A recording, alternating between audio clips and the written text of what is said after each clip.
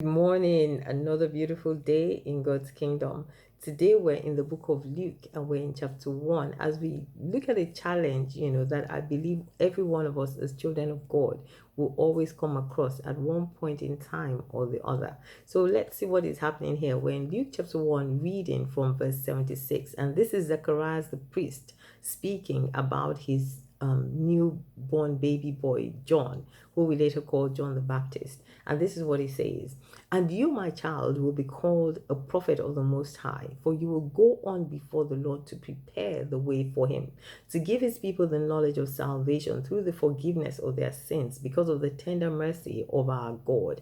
And it goes on and he speaks these words. And then the Bible then concludes in verse 80. And the Bible says this: "And the child grew and became strong in spirit, and he lived in the wilderness until he appeared publicly to Israel."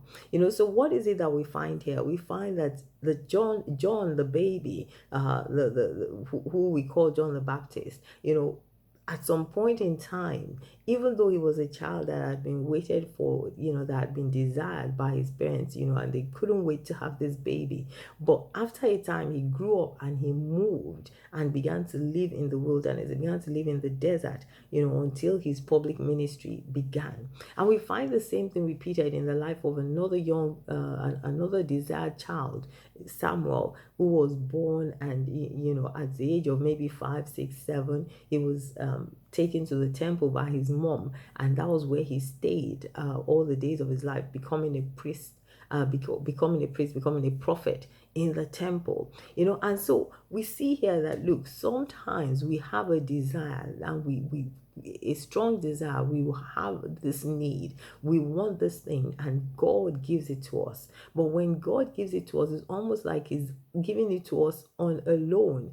That we are only supposed to be caretakers for these things that he's given to us, whether it's a child or it's a business, whatever it is, a job, a career, something that you desire so strongly. God gives it to you, but hold on to it lightly, because sometimes, in fact, God will come back and ask you for that thing, and you should be willing to give it up to him completely and totally, because you know what? After all, God is the one who gave it to you in the first place. And so when he comes to you and says, "I have need of that thing," you should be willing to let go of it completely and totally and say, "God, have your way and let your will be done."